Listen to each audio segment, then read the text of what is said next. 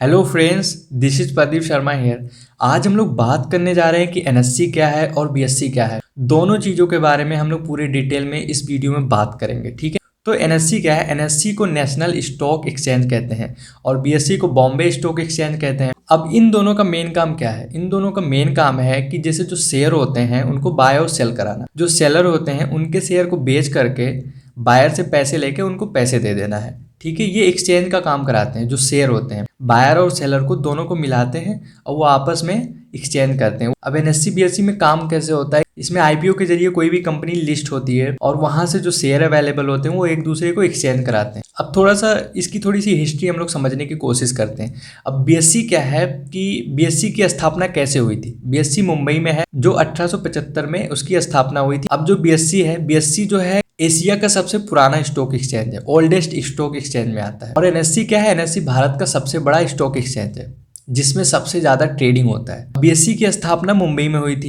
इसकी स्थापना प्रेमचंद रायचंद नाम के एक व्यक्ति के द्वारा की गई। इसकी हिस्ट्री कुछ ऐसे है कि पहले समय में जैसे मुंबई में एक दलाल स्ट्रीट नाम की एक जगह है जहाँ पे लोग इकट्ठा होते थे और थोड़ा सा आपस में शेयर खरीदना बेचना ये सब करते थे, जो ब्रोकर वगैरह होते हैं। अब ब्रोकर का मतलब ये होता है दलाल। अगर नॉर्मली भाषा में लोग कहते हैं ना कि किसी चीज़ को बाय और सेल कराते हैं तो बीच का मतलब जो इंसान होता है उसे दलाल कहते हैं। तो वहाँ पे ये काम ऐसा हुआ करता था उस समय। तो जहाँ पे ये शेयर खरीदा और बेचा जाता था उस समय उन लोगों के द्वारा, तो धीरे धीरे उनकी संख्या बढ़ती गई। फिर वो धीरे धीरे फैलते गए वो सारी चीज़ें वहाँ पे। खरीदने बेचने का सिस्टम ज़्यादा बढ़ा वहाँ पे। तो आगे चल के उस जगह का नाम ही दलाल स्ट्रीट रख दिया गया और वहीं पे बीएससी का स्थापना हुआ था। अब बॉम्बे स्टॉक में क्या था कि जैसे जो शेयर खरीदा और बेचा जाता था वो पेपर के द्वारा होता था, डिजिटली नहीं होता था।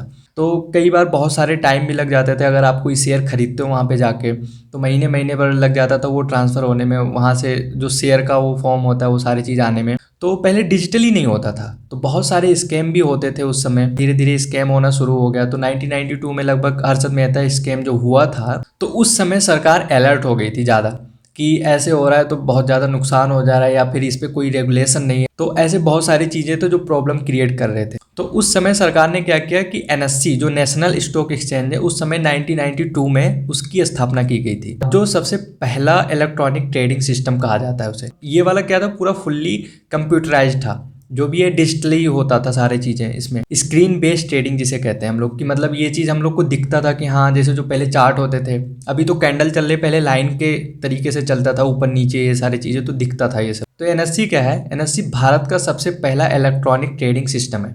इसका मेन मकसद था कि ट्रेडिंग में पारदर्शिता लाना।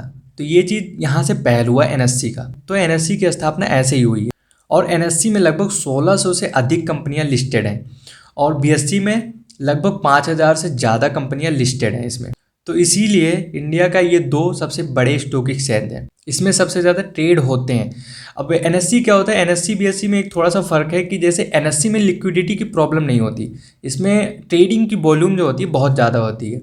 इसमें जो ट्रेड करने वाले होते हैं वो बहुत ज़्यादा होते हैं। बीएससी में थोड़ा सा कम होते हैं, मतलब इसके अकॉर्डिंग।